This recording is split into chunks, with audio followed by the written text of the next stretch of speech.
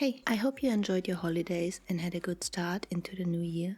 Since my last video, I have been drawing on my iPad. It was a nice change because I barely do any digital art anymore and I use my iPad primarily for sketches.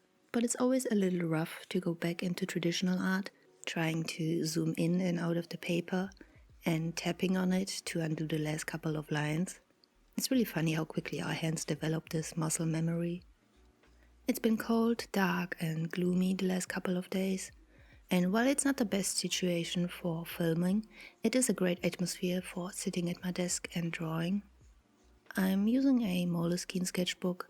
I always have one of these in my sketchbook rotation, and I wanted to draw an apple, and because I like drawing hands, that's where it ended up. This is usually how my sketches start. I want to draw XYZ, so everything else is built around that.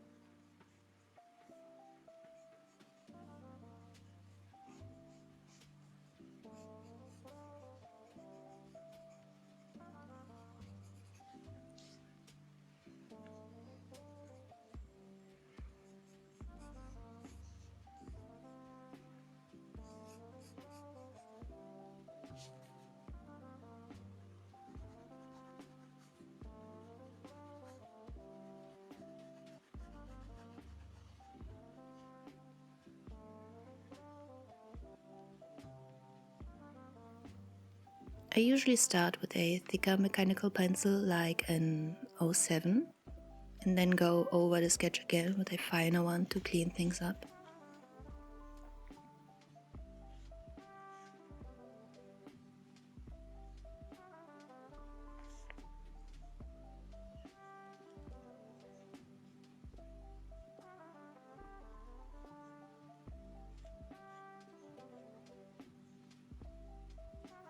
For the color I will be using my Schminke watercolor set.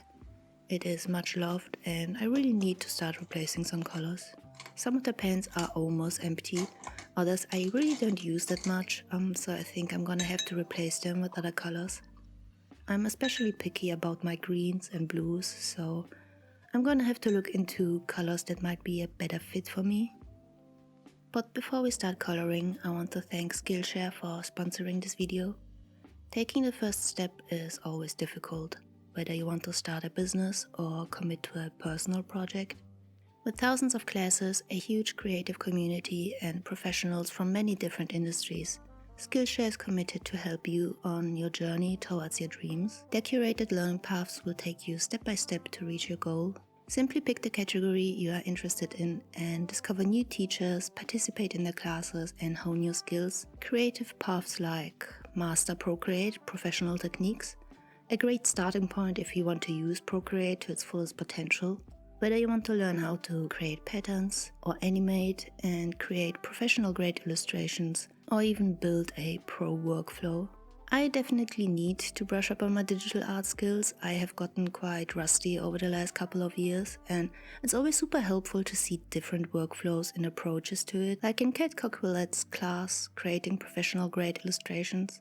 So if you also want to start your learning journey today, the first 500 people to use my link in the description will get a 1-month free trial of Skillshare. And thanks again to Skillshare for supporting me and my channel.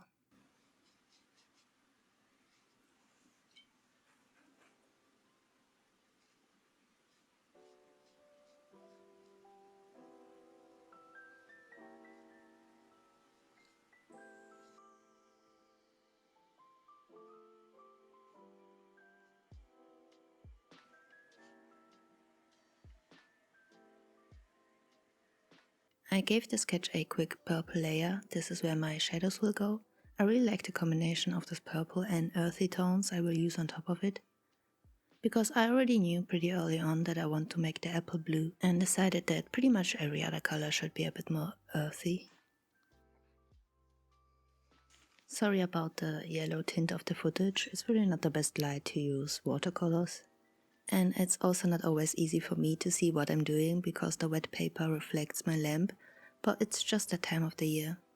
I'll let Painting Claude do her thing and I'll focus on my mini rant, I guess you could call it.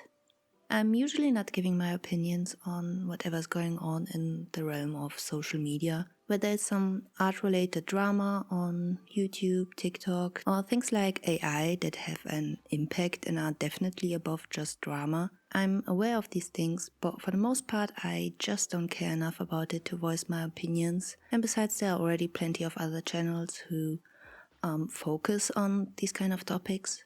But this whole AI thing has been bothering me and it's been stuck in the back of my head for a while now. So I don't really feel threatened by AI. I don't hate people who call themselves AI artists. For the most part, I just don't really understand it. And I don't mean the technical aspect of it. I don't understand what the point of it is. I mean, I understand companies using AI to skip the middleman, the artist, and going from idea to product in an instant. I don't like it at all, but I understand it. Now, what I don't understand is people using it. People like you and me, people who either draw for fun or for fun and some financial benefit, or people who don't actually have any interest in art but want to generate AI art. I just can't wrap my mind around it and really doesn't make any sense for me no matter how I look at it. And I'm also not talking about people who try it out because they are curious or people who use it to generate references. I don't know what the general opinion on that is, but for me personally, I don't think there's anything wrong with using AI to generate a picture and then using that picture as a starting point to do your own thing, but like actually doing your own thing and not just painting over it here and there and calling it yours. I mean, using it like a reference, like you would any other reference. I don't understand people using AI, calling themselves AI artists and then posting that stuff, or not calling themselves AI artists but posting AI art and pretending like it's theirs. Because people aren't stupid. They might fool a couple of people in the beginning, but the majority will catch on fairly quickly and call it out for what it is. So if the only point of it was validation for something that you didn't do, I mean, that's not really going to last and it's not really going to work out.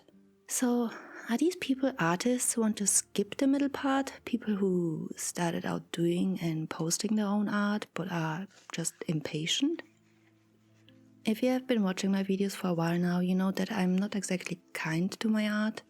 90% of the time I'm unhappy with my final outcome, and today's video is really no different. All I see when I look at it or any other of my stuff is what I want to improve. And it doesn't bother me, it doesn't make me sad or angry because I really like the middle part, the process of creating something. So whether I end up with something I'm happy with or not, it's really kind of irrelevant to me. And I think that's why it's so difficult for me to understand AI art, because it's basically cutting out the part that for me is the best part about creating, you know, the creating. So what's the point of it then? Or is it people who actually don't care about art, don't have any interest in it, but think they can make a quick buck? Post some stuff, get some hype, sell some merch. Because I've seen those videos on YouTube, all of those finance experts teaching people how to make a passive income by flooding the internet with their shit. I just can't imagine that it can work. I mean, sure, they might sell some stickers here and there to people who don't care or don't know, but I just can't imagine that it's even worth the little effort there is.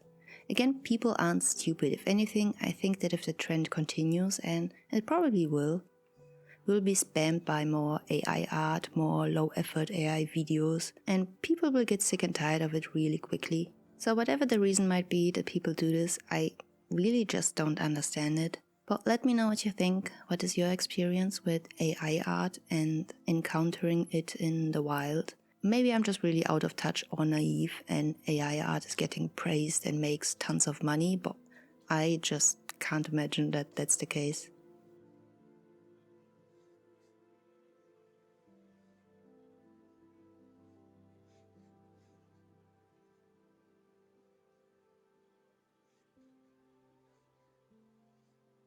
I didn't expect that I had so much to say about this topic, and while talking about it, there were other things that popped into my head. But let's get back to the actual point of this video.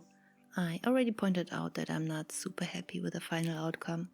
I don't really have anything particular against it. The magic of being in the zone faded, and I'm always left with a feeling of, well, that could have gone better. And I'm already itching to try again.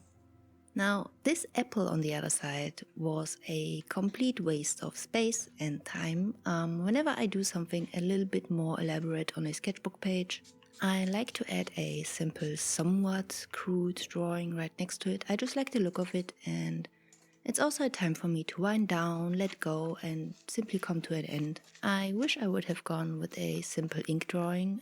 It would have looked a lot better, or put more time and effort into the color, but that will kind of defeat the purpose of a complimentary doodle. I'll keep that in mind for next time. This is pretty much it. Thank you so much for watching this video, and see you next time. Bye!